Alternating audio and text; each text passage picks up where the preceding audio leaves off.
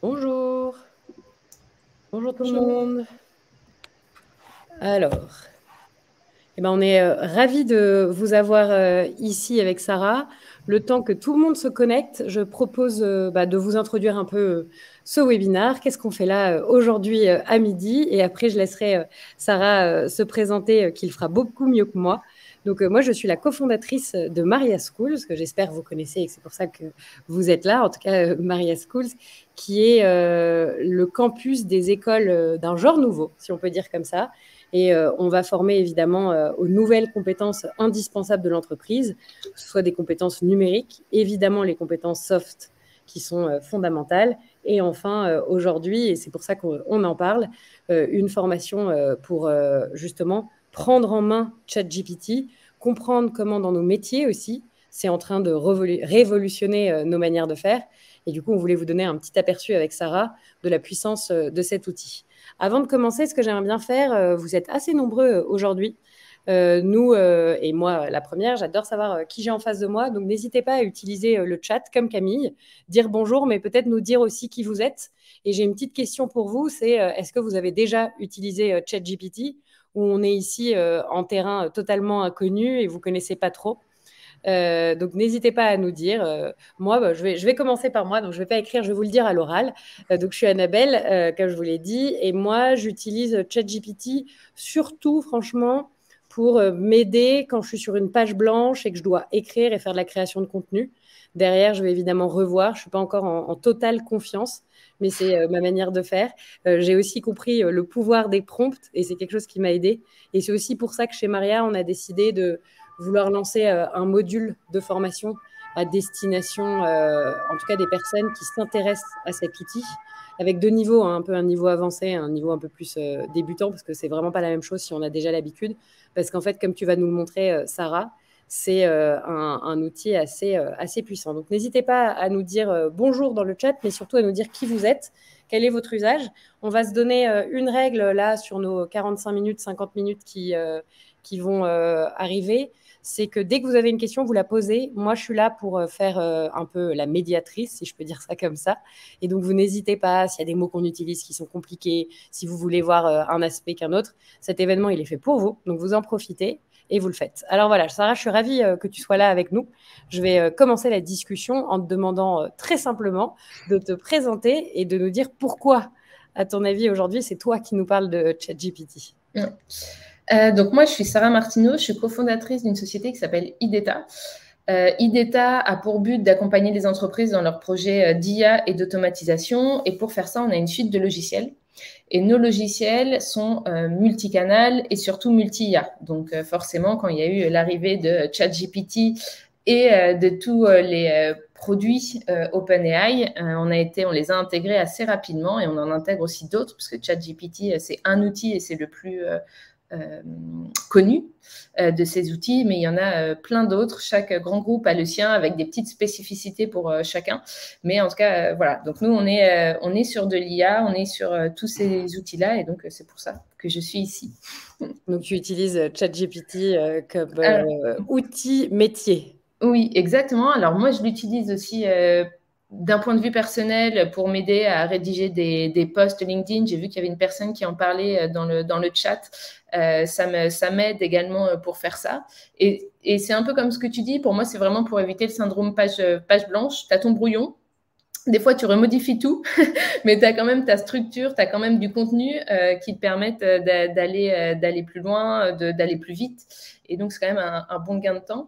Et nous, on a aussi automatisé nos réseaux sociaux avec ces outils-là. Et donc, par exemple, si vous allez sur le LinkedIn ou l'Instagram ou le Facebook d'IDETA et que vous commentez un post, bah, ça va être une IA qui va répondre à la première interaction. À la seconde, on passera à l'humain, mais la première, c'est une IA et ça repose sur, là, en l'occurrence, sur GPT.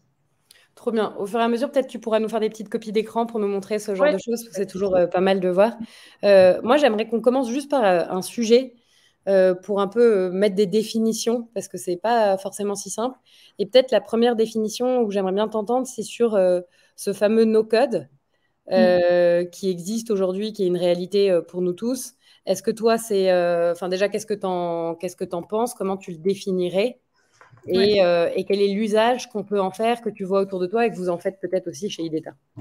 Nous, alors, enfin, le no-code, donc déjà pour rappeler la définition, c'est une approche, c'est des concepts qui permettent en fait de créer et de déployer des sites web, des applications mobiles ou web, pouvoir créer aussi des automatisations sans créer une seule ligne de code. Donc en fait, c'est des outils à la base pour les non-développeurs, même s'ils sont utilisés énormément par les développeurs aussi, parce que ça fait gagner du temps, etc.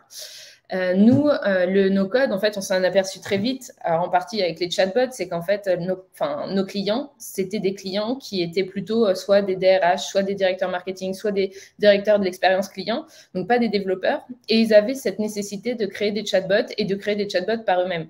Et en fait, ça posait vraiment le souci de dire, si je dois demander au développeur de modifier une phrase, c'est pas son métier, c'est pas son expertise, c'est pas sa force. Et donc, ça posait un gros problème. Et donc, dès le début, on s'est dit, en fait, nous, le no-code, c'est important parce que les sujets doivent être pris maintenant par les métiers.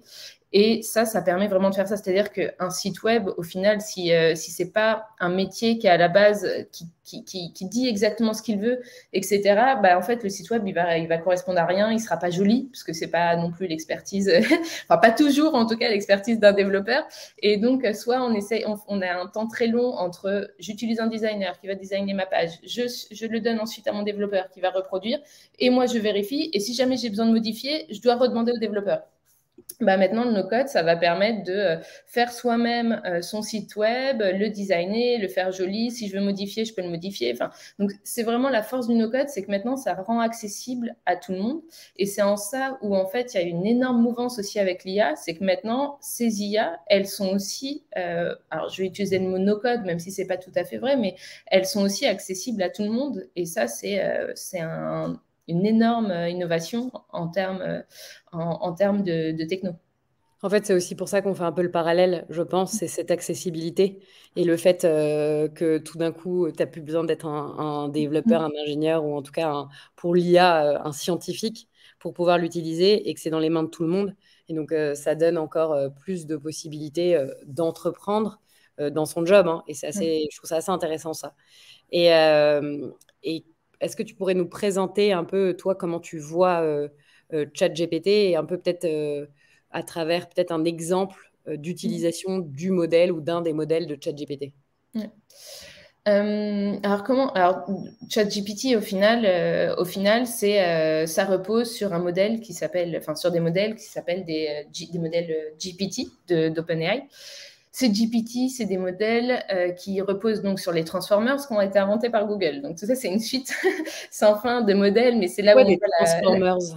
Les transformers, en fait, c'est des modèles, c'est une architecture qui permet de gérer un grand nombre de données. Avant, on allait itérer pour apprendre un nouveau modèle. Donc, en fait, ça faisait qu'on pouvait avoir que des modèles, je veux dire, petits, même si c'était déjà des grands modèles, mais qui avaient un certain nombre de paramètres, parce qu'à chaque fois qu'on faisait quelque chose, en fait, ça réitérait sur l'ensemble du modèle, et donc ça prenait un temps fou, et c'était pas possible. Google a inventé ces transformers, et ça a permis, à partir de fin 2017, donc début 2018, à beaucoup d'entreprises d'utiliser les transformers pour créer des grands modèles, donc des LLM, Large Language Model. Et ces LLM, c'est ce qu'on appelle c'est Llama de Facebook, c'est Palm de Google ou BERT de Google, etc. Et donc, tout ça a pu apparaître que grâce à ces transformers qui ont été un gain monumental. Et donc, ça nous a permis de faire ces gros réseaux de neurones qui ont des milliards de paramètres et qui vont être en capacité de pouvoir gérer du contenu. Et c'est ça aussi la grande innovation, c'est qu'avant, quand on parlait d'IA, on parlait d'outils qui allaient permettre de classifier quelque chose. Donc, par exemple, je lui donnais une photo de chat et il devait me dire si c'était un chat ou pas un chat. Donc ça permettait de faire de la reconnaissance d'image. Ça permettait de faire de la prédiction. Mais donc, dans tous les cas, ça permettait de faire une tâche très précise, mais on n'était pas sur de la création quelque part. On était sur la détection. Et avec ces IA génératives, avec ces réseaux de neurones de grand volume, là, on est passé sur des IA qui sont capables de créer du contenu, de créer des images, de créer des sons, de créer de la voix. Et ça, c'est aussi une énorme innovation qui a commencé en 2018 et qui là a pris son envol, en tout cas sur le grand public avec ChatGPT. Et quand ça prend son envol sur le grand public, ça permet aussi d'améliorer énormément les modèles parce qu'il y a un nombre de requêtes incroyable. D'ailleurs, ChatGPT, on en avait parlé, mais c'est plus d'1 million d'utilisateurs en moins d'une semaine. Là où des choses comme des outils comme Instagram, comme Facebook ont mis plusieurs semaines Plusieurs années, des fois, oui, à l'atteindre. Donc, voilà. Donc là, en moins d'une semaine, record. Ouais. 1 million d'utilisateurs en une semaine. Ouais, c'est record à battre. Après, c'est beaucoup par curiosité aussi. Après, la vraie question, c'est est-ce que tu reviens dessus? Après, je pense quand même qu'ils ont un bon taux d'utilisateurs, surtout que maintenant, c'est aussi déployé par... donc, en fait, OpenAI, ce qui est assez drôle, c'est qu'OpenAI, en fait, a été quand même cofondé par Elon Musk, qui a voulu prendre OpenAI comme direction, qui a voulu prendre la direction d'OpenAI. Ça s'est mal passé, donc il s'est fait un peu virer. Et donc, Microsoft a mis énormément de l'argent, et donc c'est détenu quand même en partie par Microsoft. Et Microsoft propose lui aussi les algos d'OpenAI. Donc maintenant, il y a quand même beaucoup de grosses entreprises qui ont Microsoft, qui ont accès à ces... en fait, ChatGPT à l'intérieur de leur Teams. Exactement. Et ils peuvent aussi les avoir sur leur Azure. Donc, ils peuvent être en totale protection sur leur Azure avec un modèle OpenAI. Ce qui n'est pas le cas s'ils utilisent OpenAI directement. Ouais, ce qui t'aide beaucoup. Est-ce que tu peux juste nous expliquer, parce que tu disais que c'était des réseaux de neurones qu'on a entraînés, comment marche ce modèle d'intelligence artificielle qu'est ChatGPT? Si je comprends bien, c'est de la reconnaissance de texte. Est-ce que tu peux un peu expliquer ça? En fait, alors comment ça fonctionne? En gros, c'est un algo qui va venir dire quel est le mot le plus probable après une suite de mots. Et il va sans arrêt faire tourner l'algo pour savoir la suite. Donc, par exemple, le chat mange là, il fait tourner l'algo. Le plus probable, c'est souris, il va dire souris. Et vu qu'on va lui soumettre, lui dire que potentiellement il faut 100 mots, il va continuer ses phrases toujours comme ça, en refaisant tourner l'algo pour avoir le mot suivant. C'est pour ça que c'est des modèles qui ne vont pas dire la vérité, c'est des modèles qui vont dire le mot le plus probable par rapport à leur apprentissage. Et donc ça, c'est le cas pour du texte, mais c'est sans doute le plus parlant. Et donc ça, c'est quand même la petite chose à faire attention, c'est que c'est des modèles qui sont quand même basés pour produire du contenu et pas pour produire de la véracité. Même si on peut les améliorer pour qu'ils aient un corpus de data qu'ils disent en moyenne, en tout cas le plus probable, la véracité, mais en tout cas, c'est pas comme ça qu'ils ont été construits. Donc, c'est ça. Et d'ailleurs, ChatGPT, c'est 175 milliards de paramètres. Donc, c'est-à-dire que c'est un réseau de neurones qui a 175 milliards de couches. Et donc, à chaque fois qu'on va venir générer un mot, alors un token en l'occurrence, il va faire 175 milliards de calculs. Donc, c'est très, très lourd. C'est vraiment Donc, très consommateur pour l'environnement. Très consommateur. Et ça montre aussi, donc pour l'environnement, mais ça montre aussi que là, c'est possible que grâce aux Transformers, parce que sinon, c'était ingérable. Ok, d'où le lien avec ça, avec Google. Tu m'avais raconté un jour, et je voudrais bien juste qu'on en parle, et après on parlera des usages de ChatGPT, parce qu'on est là pour ça, mais le fait qu'en fait, il y a un effet d'hallucination qui est possible, et qui pour moi, en fait, est un des grands risques qu'on peut avoir à l'utiliser tout le temps en se disant que c'est la vérité. Oui, exactement. Oui, les hallucinations, alors ça existe chez l'être humain de manière très sûre. Par contre, c'est amplifié comme tout ce qui est, comme ce que fait l'IA traditionnellement, c'est toujours un peu amplifié. C'est-à-dire que quand on parle de racisme, si une personne est un peu raciste, l'IA qui va apprendre de ce corpus va être plus raciste. Donc voilà, donc c'est toujours le risque. Sur l'hallucination, ça marche exactement de la même manière. C'est-à-dire que si il a appris des choses fausses, il va les amplifier et en étant très sûr de soi. Donc ça, c'est le principe d'hallucination et c'est assez fréquent. Et l'autre souci aussi, c'est qu'en fait, vu qu'il va prendre le mot le plus probable, s'il ne connaît pas, il va aller chercher. Par exemple, si je dis est-ce que tu connais Sarah Martineau? Elle travaille chez Safran. Lui, il va prendre pour acquis cette phrase-là. Il ne me connaît pas. Et donc, il va dire Sarah Martineau est la probablement CEO ou CMO ou je ne sais pas trop quoi de Safran. En tout cas, le mot qui est sorti le plus souvent dans son corpus, dans ce qu'il a appris. Et généralement, c'est un dirigeant. Et donc, il va venir répandre ça comme une information qui est complètement fausse. Et c'est pour ça qu'au final, la chose la plus importante quand on utilise ChatGPT, c'est dans le prompt, donc dans ce qu'on lui donne, dans le brief qu'on lui donne, être sûr des infos qu'on lui donne et de la tournure des phrases qu'on lui donne.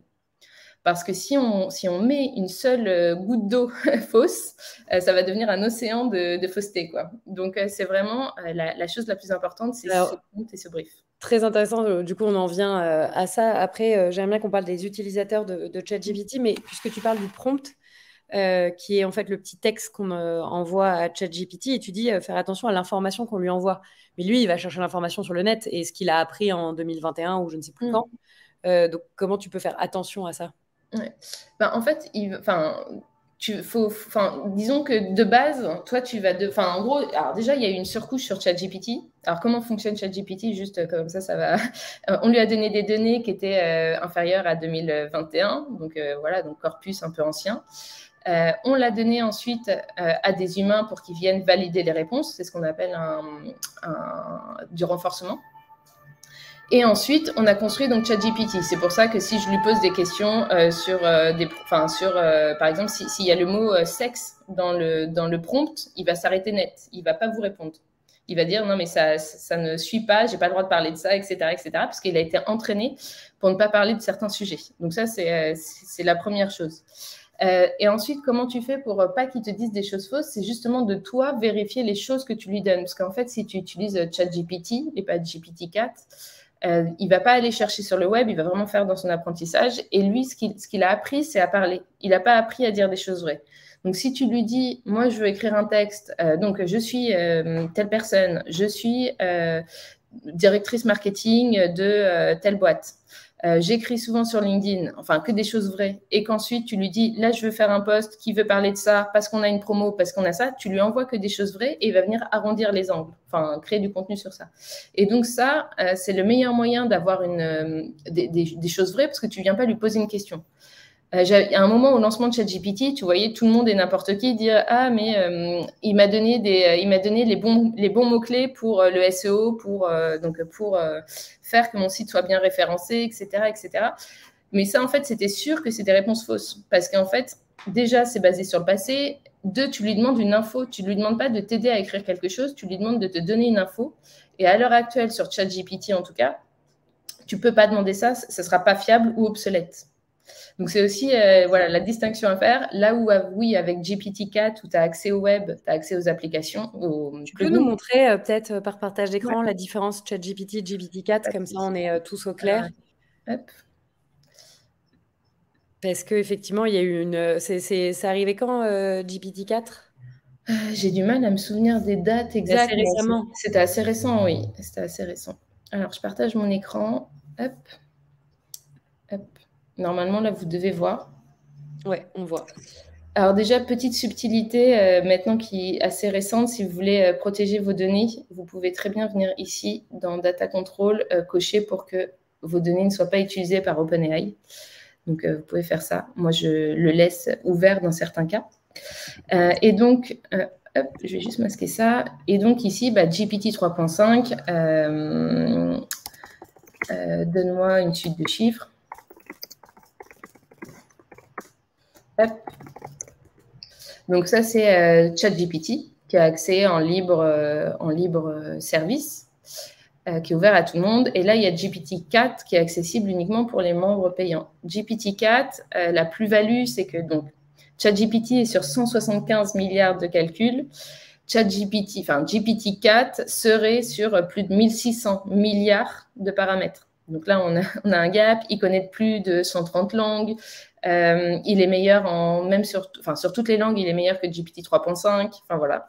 Et parmi les innovations, il y a ces deux choses-là qui sont en bêta. Ça, c'est qu'on va venir chercher des informations sur le web. Donc là, par exemple, si je le coche. Donc tout d'un coup, il va pouvoir me donner de l'information puisqu'il peut aller chercher sur le web. Alors, c'est toi qui vas lui en fournir en lui donnant un lien. Donc, par exemple, okay. Je ne sais pas. Hop. Hop là. C'était où? C'était là. Je ne sais pas, qu'est-ce qu'on peut lui demander? Que fait Maria School? voici leur site. Et ça peut être, par exemple, voici mon site web, est-ce que l'anglais est bon, etc. Et il va venir, en fait, relire. Donc, forcément, là, il va venir sur la page web. Qu'est-ce que tu fais pour nous, là? On va pouvoir voir direct. Ouais. Et donc là, il va. Donc, ça prend forcément plus de temps parce qu'il va venir lire toute la page, il va essayer de faire un compte rendu. Donc, ça, c'est la version 1, qui est la version web. Donc, je vais le laisser travailler. Donc, là, il explique un peu ce qu'il fait. Voilà. Donc, Maria School est un campus d'avant-garde qui se consacre à la formation des collaborateurs aux compétences essentielles pour les entreprises. Leur approche pédagogique et pragmatique et avant-gardiste et se concentre sur l'excellence. Donc, c'est un peu lourd. Hein. C'est un peu... beaucoup. mais typiquement, je vais attendre qu'il termine. Mais après, on peut très bien lui dire, sois plus bref, etc. Et communiquer avec lui pour faire, en fait... Et donc, dans la version web, il va même donner ses sources, en fait. Ça, c'est trop bien. Il y a Alice qui dit qu'elle lui a demandé de lui donner des sources pour des use cases analysés dans la construction d'un cours et il donnait des sources qui n'existaient pas ou plus. Sur la version web?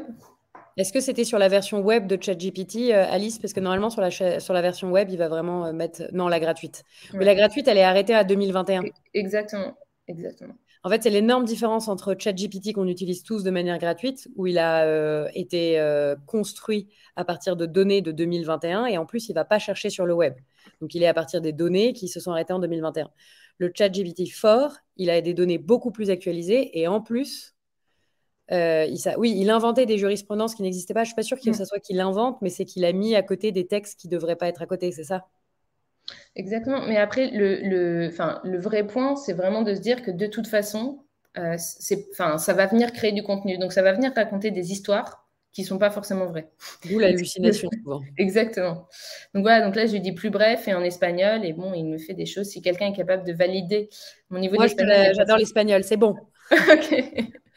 Donc voilà, donc voilà. Et dernière chose, c'est les plugins. Et donc là, on est sur de la formation réelle. Donc, je vais pouvoir, il faut installer des plugins et donc je vais pouvoir choisir des plugins qui sont intéressants pour moi. Bon, ça, je ne sais pas pourquoi. Ah, voilà. Donc, en fait, je vais pouvoir, par exemple, voilà, Expedia. J'installe mon plugin Expedia et là, si je lui dis quels sont les vols les moins chers du moment ou telle chose, il va être en capacité d'aller chercher dans Expedia et donc, c'est de l'information en temps réel. Et là, c'est sur des choses complètement vraies. Mais on pourrait très bien imaginer typiquement un plugin qui soit je ne sais pas, une base de documents médicale, une base de documents d'avocats. Et donc là, on lui dit, j'ai un client qui a fait telle chose. Il irait chercher dans cette base, dans ce plugin, et donc il formulerait la vraie réponse. Voilà. Et donc, ouais, tu peux lui demander, même pas d'aller regarder sur le web, mais d'aller sur la base de plein de documents que tu as et qui s'en servent. Exactement. Donc là, on voit, il y en a beaucoup de plugins. Il y en a plus de 30, 8 x 34. Oui, donc il y en a énormément. Exactement. Et il y avait JH qui, au début du chat, disait « Je suis graphiste très intéressée par la création d'images ». Ouais. Est-ce que c'est quelque chose que tu utilises, toi? Oui, alors attends, je désactive partage d'écran. Oui, oui, complètement. Après, pour l'instant, alors j'ai pas testé Photoshop Beta qui a l'air assez incroyable. Donc je pense que celui-là doit être assez fou, mais tous les outils qui sont plus comme Midjourney, DALL-E, qui est celui de OpenAI et autres, pour l'instant, on n'est pas, de mon point de vue, on n'est pas au niveau encore de ce qui se passe sur le textuel.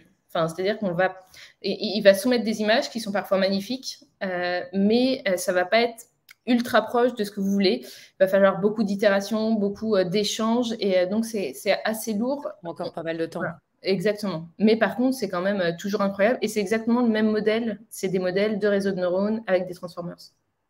Ouais, c'est incroyable. Pour toi, c'est quoi les différentes fonctions au sein de l'entreprise qui peuvent le plus rapidement apprivoiser l'outil, s'en servir? Quels sont les cas d'usage que tu vois le plus? Et est-ce qu'il y en a un que tu peux nous montrer? Ouais. Alors, typiquement, c'est toujours la même chose, c'est le support client, parce qu'en fait, ça va permettre de générer des brouillons de réponses, d'améliorer, etc. Donc ça, c'est vraiment ultra pertinent. Ça peut être après de manière, tout ce qui va être donc support client, mais les réseaux sociaux aussi. Donc, justement, d'automatiser la première réponse. L'idée n'est pas d'automatiser, en tout cas, alors libre à chaque entreprise de le faire, mais l'idée n'est pas d'automatiser l'ensemble du process. Mais en tout cas, la première interaction, ça peut être ultra pertinent. Ça, je pourrais le montrer. Ça peut être dans la création de contenu, justement, parce que dans tous les services, dans tous les métiers, on a des créations de contenu, des récaps de réunions, je fais une fiche de poste, j'ai déjà créé plein de fiches de poste, j'ai envie de me servir, j'ai envie d'aller plus vite, etc. Donc, tout ça, c'est des choses assez pertinentes. D'ailleurs, la dernière étude de l'Université de Pennsylvanie, c'était que 80% des métiers, enfin des Américains, des travailleurs américains, vont avoir une réduction au minimum de 10% de leurs tâches, grâce à l'IA générative, et 20% vont avoir, 50% vont avoir une réduction de plus de 20% de leurs tâches, ce qui est énorme au final. C'est énorme. Parce que c'est vraiment tout métier confondu. Hein. Donc, c'est-à-dire qu'il y a certains métiers qui sont, entre guillemets, physiques, donc ça ne sera jamais impacté. D'autres qui le sont plus, mais par exemple, dernière sortie de Google, donc c'est Google, lui, un de ses modèles s'appelle Palm 2. Il a sorti Med Palm 2, qui est en gros le Palm 2 spécialisé dans la médecine. Et ils ont eu, Med Palm 2 a eu 86% de bonnes réponses au concours de médecine, c'est-à-dire qu'il a eu son examen de médecine et il est ultra fort, il est ultra pertinent, etc. Donc, en fait, il y a quand même, sur toutes les tâches où il y a besoin d'avoir une base de connaissances importante, il y a un moment, le robot sera meilleur. C'est-à-dire, on revient un peu à avant, les calculatrices, pas les calculatrices. Avant, c'était des calculatrices humaines, c'était principalement des femmes d'ailleurs, qui calculaient des choses, qui étaient payées pour calculer ça. Quand il y a eu les gros computers et les débuts des calculatrices, on se disait, ça va être la fin, mais au final, ça a été juste un moyen d'aller plus vite, d'avoir ces calculs plus vite, mais c'est l'humain qui donnait l'ordre. Moi, je vois la création de contenu un peu dans le même genre, c'est-à-dire qu'en fait, on va être toujours la personne, en tout cas pour l'instant, on va toujours être la personne qui on va donner l'ordre à la machine et la machine va venir répondre en utilisant toutes ses compétences et elle sera forcément plus compétente que nous parce qu'elle a une mémoire beaucoup plus large, beaucoup plus importante qu'on ne peut avoir. Donc, il y a quand même certains métiers où il y avait besoin d'avoir beaucoup de mémoire et beaucoup de choses qui vont potentiellement évoluer. Si je reprends l'exemple du médecin, le médecin, il y a quand même, ça repose beaucoup sur sa connaissance, donc il pourra être aidé, accompagné d'une IA. D'ailleurs, ça a déjà commencé. Là où l'infirmière, où ça repose beaucoup sur du physique, d'ailleurs aussi sur de l'échange humain. Hein, c'est le cœur aussi du métier d'infirmière. Son métier va beaucoup moins changer parce qu'en fait, il y a cet impact physique qui sera toujours présent. Mais donc, je peux vous montrer juste un exemple, un petit outil. Alors, je partage mon écran. Je vais en montrer un qui est très ludique, mais qui peut donner l'exemple de ce qui peut être fait. Est-ce que j'ai un LinkedIn d'ouvert? Oui. Hop. Hop. On va cacher tout ça. Hop là. Donc là, je vois un partage de post. C'est potentiellement, imaginons, un client. J'ai envie de commenter ce post, mais je n'ai pas l'inspiration. J'ai plusieurs possibilités. J'ai envie de dire que j'adore. Donc, je vais venir demander à l'IA de générer un commentaire pour m'aider. Alors, je vais juste dupliquer pour vous montrer autre chose. Hop. Hop là. Ah, attendez. Hop là. Donc, c'est une excellente initiative de Willa pour soutenir les entrepreneurs. L'importance des réseaux d'affaires ne doit pas être sous-estimée, surtout pour les femmes. Bravo. Donc, il a vraiment lu le post. Il a contextualisé. Et comment il a contextualisé? Parce que je lui ai fourni des informations personnelles. Donc, je lui ai dit, là, en l'occurrence, on peut choisir son modèle, mais je lui ai dit, je veux que ce soit court, je suis une femme, je veux pas qu'il y ait de hashtag, je veux que dans 3 fois sur 10, tu poses des questions pour initier. Je lui ai donné un peu d'informations personnelles. Donc, je suis la CEO d'IDETA, mes expertises, que fait ma boîte, j'aime l'architecture. Et je vais pouvoir aussi lui renseigner d'autres prompts. Donc, je vais pouvoir, par exemple, j'en ai créé un, mais on peut en créer un autre, qui est essaye de pousser, quand tu commentes, essaye de pousser l'outil LinkedIn IDETA.io. Et donc, ça tu pourrais le faire avec le ChatGPT 3, qui est le ChatGPT gratuit. Exactement. Mais là, au final, vu que c'est passé par IDETA et que nous, on a des accès à GPT-4, Voilà, ça, là, tu choisis comme tu veux, c'est peu importe en tant qu'utilisateur. Mais ça, c'est un cas d'usage simple, mais tu peux imaginer ça, nous, on le fait pour des clients où, en fait, ils ont leur propre IA, donc on l'a entraîné sur leurs données à eux, d'échange. Ils utilisent leur propre clé d'API. Et en fait, on va venir ensuite le plugger à leur support client. Et donc, ça va venir générer des brouillons pour le support client. Parce que là, en fait, si je reviens là, je peux venir modifier. Si je n'ai pas envie de mettre un petit cœur ou si je n'ai pas envie de dire bravo, hop. Donc, en fait, c'est vraiment juste un brouillon. Et donc, pour le support client, c'est exactement la même chose. Il va lire l'email, il va lire la demande dans le chat. Il va soit répondre automatiquement si l'entreprise l'accepte, soit il va générer un brouillon comme ce qu'on a choisi ici. Et ils vont pouvoir directement le modifier avant de l'envoyer. Donc, c'est exactement le principe des templates comme on pouvait avoir avant, sauf que c'était plein de clics, pas contextualisé à la personne, etc.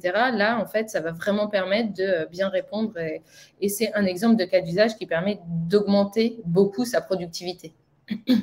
Donc, on est sur de l'automatisation partielle au final, vu que là, l'humain reste quand même très présent dans l'échange. Et un autre cas, c'est justement, alors je vais aller sur Facebook. Vous allez voir mon profil personnel, Sarah Connor. C'est toujours le moment un peu gênant. Mais par exemple, si je vais donc sur IDETA, alors est-ce que là, ça va me basculer? Ouais, c'est bon. Si je vais sur IDETA et que je commente ce post, donc là, alors il y a déjà des commentaires, je ne sais pas si j'ai déjà commenté. Parce qu'en fait, nous, on a choisi de gérer uniquement la première interaction par IA. La seconde se fait par humain. Donc, il faut que je n'ai pas déjà commenté, mais par exemple, je vais faire celui-là, qui explique justement ce que c'est que les transformers, etc. Et je vais pouvoir lui dire, super article. Bravo. Bravo. Voilà. Et donc là, il va venir me répondre en privé et en public. De manière automatique. Donc là, on n'est plus sur du brouillon, on est sur de la génération automatique pour la première réponse.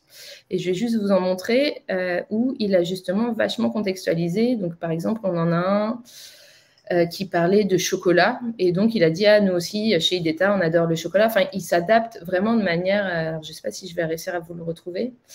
Hop. Je ne le vois pas immédiatement, mais en tout cas, on va avoir la réponse de ce qu'il va nous donner là. Alors, Facebook, en plus, se prête quand même mal à la version desktop, mais voilà. Donc là, je l'ai reçu sur mobile. Je ne sais pas si vous avez entendu le petit bruit. Donc, ça veut dire que ici, je vais le recevoir ici. Merci, Sarah. Ravie que vous ayez apprécié l'article et découvert nos solutions innovantes sur rejoignez nos communautés, etc. Et là, il a dû répondre également. Hop. En fait, ce que là, tu es en train de montrer, c'est que ça a un énorme impact aussi sur le marketing. Et c'est les métiers qui vont être le plus en capacité pour l'instant d'utiliser ChatGPT. Avec les équipes d'ingénieurs aussi, non? Oui, avec les équipes d'ingénieurs, mais oui, le marketing, la création d'articles pour aider à créer des articles. Mais après, je pense quand même que même en interne, il y en a énormément. Enfin, on va être sur... Il n'y a pas un seul métier où il n'y a pas... Parce qu'on parlait de texte, mais ça peut être la génération de code. Sur GitHub, qui est un outil pour les développeurs. Il y a Copilot pour aider à créer des codes. Donc, en fait, pour moi, les IA génératives et le no-code, ce sont des outils qui permettent maintenant à n'importe qui de pouvoir créer des choses sans être développeur, sans être dépendant d'un développeur. Et c'est ça l'énorme plus-value. Donc, voilà, il m'a commenté. Merci beaucoup, Sarah. Et donc là, au final, bon, je n'avais pas rien dit de spécifique, mais il pose une question. Avez-vous déjà utilisé un des modèles de langage? Et donc là, il crée l'interaction. Et si là, je répondais, là, on a choisi, nous, de passer à l'humain, mais c'est tout à fait... voilà, chaque entreprise est libre de choisir comme il veut. Complètement. Tu pourrais d'ailleurs mettre que des brouillons et faire que de l'humain. Exactement, exactement. Et juste, ça t'a mis quelques réponses possibles. Il y a Olivier qui pose une question, je ne sais pas si tu sais répondre. Est-ce que vous connaissez l'impact environnemental CO2 de ChatGPT? Ça doit mobiliser beaucoup de ressources, non? Oui, alors il y avait une étude justement sur le nombre de bouteilles d'eau et j'aurais peur de dire le chiffre exact, mais c'était assez hallucinant. Après, donc pour chaque requête, c'est assez important et donc c'est pour ça qu'il faut le faire de manière productive et pas de manière intensive, c'est-à-dire qu'il faut le faire quand on en a besoin. Mais ça reste, par exemple, si tu es comparé à manger, par exemple, 100 grammes de viande, bah, fallait mieux faire une requête ChatGPT que manger 100 grammes de viande, par exemple. Donc, en fait, c'est toujours... En fait, l'être humain, de base, est consumériste et entre guillemets, néfaste pour l'environnement. Donc, après, c'est toujours une question de choix. Mais oui, c'est très consommateur. Ça, on ne peut pas le... Ouais, c'est pour ça qu'avant de s'amuser à faire des requêtes pour rire, ah bah voilà, on a retrouvé l'article, on vous l'a mis sur les bouteilles d'eau. Peut-être penser à ce qu'on veut demander.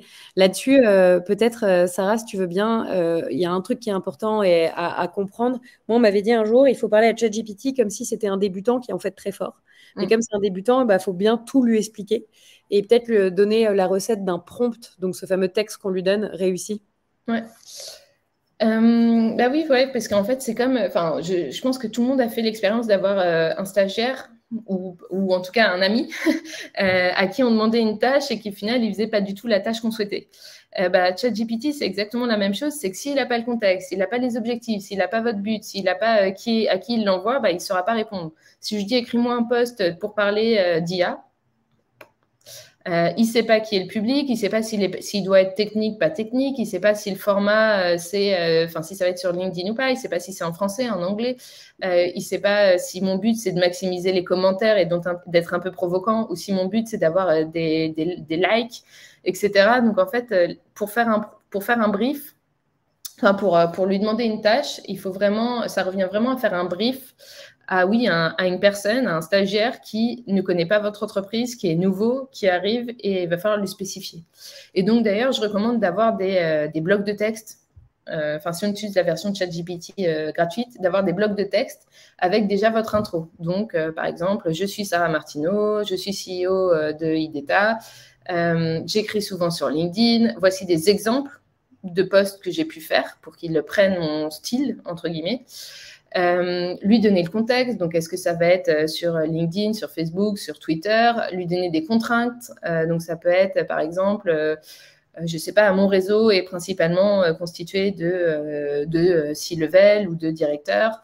Le format, donc est-ce que ça doit être en anglais, en français, la durée, est-ce que ça doit être lu en 1 minute, 2 minutes, 30 secondes ou le nombre de mots, le public cible, et après ça peut être aussi par exemple la tonalité. Est-ce que tu ajoutes de l'humour, écris de manière amicale ou écrit de manière très formelle, et ça peut être aussi le niveau de détail. Par exemple, quand je lui dis parlez-moi d'IA, lui dire si je veux que ce soit très technique, pas très technique.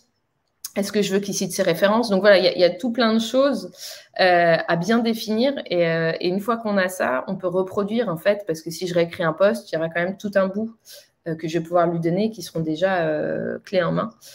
Donc c'est plutôt pas mal. Mais une des bonnes pratiques, c'est vraiment de lui donner des exemples de ce que vous trouvez bien. Ouais. Et ça, c'est vraiment aussi un bon moyen de l'aider. Et il peut s'en inspirer en plus. Oui. Complètement. Est-ce que, parce que là, pendant que tu étais en train d'écrire, de décrire les prompts, je pensais aux différentes limites qu'il peut y avoir et le fait de se dire, oh là là, c'est génial, ça peut m'aider, et qu'on se pose la question un peu des limites, qu'est-ce que tu as vu, des exemples que tu pourrais nous donner et comment on peut remédier à ça. Sur les limites quand même, c'est si on veut le créer ou si on veut l'implémenter en entreprise, c'est quand même la tolérance au risque. C'est-à-dire, est-ce que je veux utiliser une IA générative pour faire quelque chose d'assez risqué? Donc, par exemple, déclencher la bombe nucléaire. Est-ce que j'ai envie d'utiliser une IA générative? Pas forcément. Par contre, utiliser une IA tout court, ça peut être plus pertinent qu'un humain. Mais une IA générative, non, parce qu'on est dans un processus de création de contenu qui engendre potentiellement des choses fausses. Donc, au final, faut qu'il y ait une tolérance au risque. Après, comme on parlait tout à l'heure justement des bouteilles d'eau, etc. C'est est-ce qu'il y a une utilité vraiment à le faire? C'est-à-dire, est-ce qu'il y a un gain de temps? Est-ce qu'il y a une production importante de texte ou de code que je peux minimiser et qui aura une grosse plus-value sur ma productivité ou pas? Si c'est pas le cas, ne pas le faire. Ouais. Est-ce que je suis en train de consommer pour moins consommer derrière, quoi? Exactement. C'est toujours, c'est très, très héroïste, quoi. Donc, c'est vraiment ça l'idée. Et après, la supervision par un humain. Est-ce que ça va être supervisé par un humain? Et donc là, en l'occurrence, par exemple, pour des avocats, il y a la création, enfin, ce qui a été pas mal fait dans les cabinets d'avocats, surtout aux États-Unis, c'est la création de contenu de contrats par des IA génératives. Et donc, on exposait le cas du client, ça crée le contrat, mais ce contrat allait être lu par l'avocat et par le client. Donc, au final, ça minimise énormément le risque potentiel d'erreur. Voilà. Et donc, la principale chose à prendre en compte, et surtout si on est entreprise, c'est de créer un modèle soi-même. Donc, c'est-à-dire, c'est pas forcément utiliser directement ChatGPT, sauf pour des choses très personnelles ou en tout cas de petite productivité. Mais ça peut être de créer son propre modèle en interne, basé sur ces données pour maximiser la véracité de ce qu'il dit. Alors, et ça, tu fais comment? Alors, comment on fait? Bah, soit on utilise un modèle open source qu'on va venir pré-entraîner sur les données, soit on utilise un modèle comme GPT, et en fait, on va venir le relier aux documents internes de l'entreprise. Donc, l'entreprise va nous donner un tas de documents. On va être en capacité de créer un search pour aller chercher, enfin, quand quelqu'un pose une question, on va aller chercher les bons documents au bon endroit. Et là, on donne que les bons documents au bon endroit à ChatGPT ou à GPT-4 ou autre, en lui disant, bah, voici les documents de référence. Maintenant, réponds à la personne en utilisant ces documents de référence. Et donc, ça permet d'avoir des réponses complètement exactes parce qu'il peut même citer exactement l'article, le document. Bah, c'est un document qui était sur Notion à tel endroit, etc., si tu veux vérifier. Ah ouais, donc là, ça révolutionne le knowledge management qui est un nœud incroyable dans toutes les entreprises. Exactement, parce que Notion ou autre outil, hein, parce que je pense qu'il y a les beaucoup SharePoint. SharePoint, etc. Il y a un moment, c'est magique, c'est super bien, mais il y a un moment, tu sais plus où la donnée elle est, quoi. Et donc, en final, d'avoir un outil qui te permet d'aller chercher le bon endroit, le bon PDF, le bon truc, c'est aussi assez pertinent. En fait, te créer ton propre algorithme, ou en tout cas ta propre IA, te permet aussi de dépasser les problèmes de sécurité. Parce que là, tu es dans ton environnement à toi. Parce que l'énorme problème de ChatGPT aussi, c'est que comme c'est génératif, si tu lui dis des choses, il s'en sert pour sa conversation d'après. Exactement, sauf si tu coches la petite case, mais... Ouais, mais que tu peux pas cocher dans la version gratuite. Tu peux la cocher, Okay. Mais par contre, ça pose d'autres problèmes. C'est que du coup, il ne se souvient pas de ton historique. Donc, si toi, tu as envie d'aller chercher des choses, bon, bah, tu peux pas. Et entre guillemets, c'est pas non plus collaboratif. C'est-à-dire que ces IA, elles ont pu avoir le jour que grâce à des gens qui ont accepté, enfin, ou pas d'ailleurs, grâce à Wikipédia, quoi. Mais de donner leurs données. Et donc, au final, et c'est la base un peu de tout ce qui est. Alors, OpenAI n'est pas vraiment open source, mais de tout ce qui est open source, c'est que c'est quand même collaboratif comme travail. Donc, si chacun commence à. En fait, je trouve qu'il faut utiliser cette notion de je partage pas mon historique s'il y a quelque chose d'important et qu'on ne souhaite pas divulguer. Par contre, je pense que le laisser ouvert quand on est sur des choses très minimes, c'est quand même pertinent pour tout le monde. Voilà. C'est les collaborateurs de Samsung qui ont fait. Il y a eu un scandale en interne et donc ils leur ont interdit l'accès. Parce que je crois que les collaborateurs en marketing cédaient de ChatGPT pour leur présentation PowerPoint en se disant comme ça, il me fait mes titres. Et donc, ils lui donnaient plein de détails sur la sortie de tel nouveau produit, de telle chose.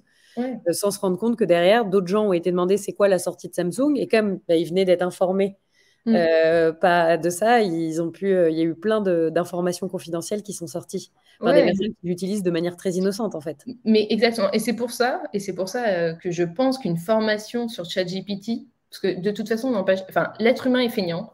Ça, c'est et c'est peut-être ça qui le rend intelligent, mais en tout cas, il est feignant. Et donc, au final, les entreprises qui disent, bah non, nous, on interdit ChatGPT, nous, on fait ceci, etc. Bah, en fait, l'employé trouvera toujours un moyen pour utiliser ChatGPT de manière détournée, lui faire gagner un peu de temps sur ses slides, etc., etc. Donc, au final, je pense que la formation, c'est la chose la plus importante pour justement faire qu'il n'y ait pas ces problèmes de fuite de données, qu'il n'y ait pas ces problèmes de choses, de risques, c'est de former en fait ces employés et de laisser un accès minime. Voilà. Mais en tout cas, je pense que la formation, c'est la seule solution pour éviter ça. Il n'y a pas d'autre solution, de mon point de vue. Et les nouveaux métiers de demain, ça sera les prompt engineers et les personnes capables aussi de créer ces IA qui peuvent être possibles à déployer. C'est ce que pense Gartner en tout cas. Gartner dit le métier du futur, ce sera les prompt engineers. Ouais. Et ce sera ma capacité à bien parler à un robot pour qu'il produise ce dont j'ai besoin, quoi. Exactement. Eh ben. Qu'en pensez-vous? Alors, il est 45, on avait dit 45 minutes, mais est-ce que vous avez des petites questions? N'hésitez pas, même si c'est des choses perso, vous dites j'essaye de faire ça, j'y arrive pas. On peut évidemment vous répondre. Donc, n'hésitez pas à partager même vos commentaires, vos avis. Comme ça, nous, on peut rebondir avec Sarah. Je regarde s'il n'y a pas eu des questions sur. On a répondu à la question du. J'utilise ChatGPT pour embellir un texte ou corriger du code. Oui, ça, c'est pas mal. Ouais, il y a aussi pour mettre des tests dans le code. Ça fonctionne plutôt bien. Ça veut dire quoi, ça? En fait, tu sais, quand tu crées du code, il faut que tu crées aussi des tests unitaires pour vérifier que quand tu crées quelque chose de nouveau, tu ne détruises pas ce que tu as déjà créé. Ouais. Et donc, ça, c'est un travail assez fastidieux. Donc, au final, tu peux demander à l'IA de te créer des tests unitaires dans ton code, par exemple. Pas mal. Ok, d'accord. Bon, et ben si on n'a pas de questions, c'est parfait. On va s'arrêter là. Merci à tous. Ah, pour produire des images, faut-il la version payante? Je crois que oui. Alors, à l'heure actuelle, on ne peut pas produire des images avec GPT-4. On peut, par contre, insérer des images. Alors, en théorie, on peut insérer des images et il est en capacité de les décrire, etc. Mais ça va plutôt être via les API directement, pas dans la version avec l'interface. En tout cas, pas en France. Pour l'instant, elle y est pas. Regarde, Sarah, je vais te partager mon écran. Ouais. J'ai mis OpenAI, tu vois. Ça te fait ChatGPT, DALL-E, API. Ouais. Donc, tu peux prendre DALL-E, non? DALL-E, oui. Mais c'est pas ChatGPT, du coup. C'est en dehors. Ouais. Bah, si vous voulez, je peux vous montrer comment fonctionne DALL-E 2 secondes. Ça prend 30 secondes et c'est assez... Vas-y. OK. C'est assez marrant. Alors, hop.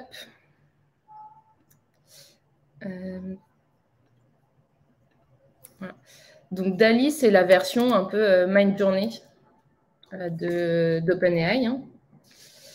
Et donc, c'est un modèle qui est basé directement, enfin, qui est un modèle visuel. Voilà. Et donc, je vais par exemple pouvoir lui dire, il comprend très bien le français, donc je vais pouvoir lui dire, je ne sais pas, créer un avocat qui marche, ça me donne des idées, l'avocat du dessous, qui marche sur la Lune. Et peut-être qu'il va mettre le métier avocat. Ah, on va voir.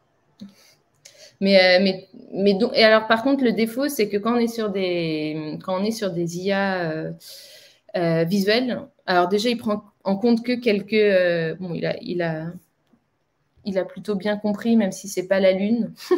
Et donc, après, je peux venir, par exemple, modifier. Donc, je vais choisir celle-ci et je vais pouvoir éditer le dessous. Hop. Donc là, j'édite. Hop. Et je dis, hop là, la Lune. Et je vais mettre et l'espace, peut-être. Il va peut-être mieux comprendre. Vous allez voir que c'est pas si... Enfin, on va faire le test, ça va peut-être être ultra satisfaisant, mais généralement, on n'est quand même pas ultra proche de ce qu'on a en tête potentiellement. Enfin, c'est quand même pas mal. Hein. C'est pas mal, mais tu vois, si tu es créateur et que tu avais une idée très précise dans ta tête, tu n'y arriveras pas à l'obtenir comme ça. Tu vois. Donc là, c'est pas génial, effectivement. Tu vois, et après, je peux lui dire, dans un style DALL-E, etc., et venir modifier complètement. Mais tu peux arriver à des résultats. Donc là, vous voyez quelques-uns de mes tests. Par exemple, celui-là qui était un post que j'avais fait, c'était, je crois que c'était, voilà, une expérience personnelle avec une autre. Et en tout cas, on pouvait citer des styles qu'on voulait avoir. On peut dire dans un style Picasso, dans un style, voilà, avec un style Picasso ou réaliste, etc., etc. Donc, on va pouvoir avoir des choses. Mais c'est très, très long. Enfin, pour le coup, c'est un process assez long, assez laborieux de faire ça, quoi. Ouais. Mais en tout cas, ça existe. Et je pense que dans les années à venir, ce sera encore plus performant. Mais à l'heure actuelle, voilà, vous voyez un petit peu, il va falloir itérer plusieurs fois pour arriver à un contenu satisfaisant. Il y a une question de Andrea qui dit: les IA prennent en compte, pour nous répondre, les données librement accessibles sur le web par tous, l'historique des demandes de chacun sur l'outil et quoi d'autre. En fait, c'est pas les IA, ça dépend des IA. Il y a des IA qui vont prendre en compte juste quelque chose que tu vas lui donner.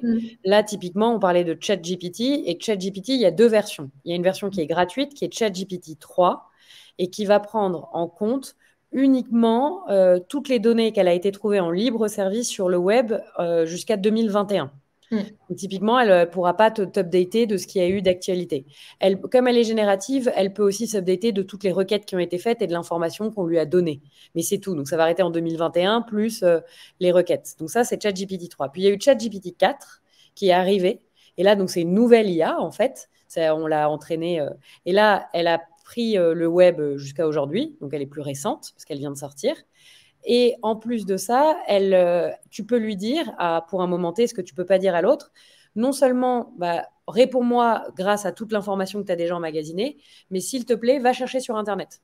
Et tu peux lui dire en plus, va chercher que sur le site Expedia. Je ne veux pas les autres sites, je veux rien d'autre, tu peux aller chercher là. Donc, ça dépend un peu des IA pour répondre à ta question. Donc, j'espère que j'y réponds et que j'ai donné bon, Andrea. Mais en théorie, c'est ça. Ça a l'air d'être bon. C'est bon. Alors, il y avait une question aussi sur est-ce que tu as des tips ou des ressources pour les product owners, donc pour les gens qui bossent en product digital? Il y a quand même, alors c'est devenu un sujet assez, donc il y a beaucoup de contenu un peu partout. Alors j'ai plus le livre en tête, mais il y a un livre justement sur comment intégrer, comment ChatGPT va révolutionner les petits business. Il est en anglais, mais on m'a dit beaucoup de bien. Je l'ai pas lu personnellement, mais il a l'air assez efficace. Et après, je pense que c'est de toute façon trouver un use case. Je pense qu'il faut pas forcément utiliser pour l'utiliser, mais par contre, si on a un cas d'usage où on sent que c'est laborieux, là, je pense que taper la demande, il y aura forcément une réponse. Il existe 15 000 outils là récemment, qui est sorti récemment, qui était justement sur de la reconnaissance d'images, enfin sur de la production d'images. C'en était un avec les QR codes, parce que les QR codes, c'est plutôt moche. Et donc là, en fait, il permettait de fusionner un QR code dans une image, et donc ça crée une image très belle, et avec des petits carrés pour détecter, etc. Et donc ça devenait des images QR code.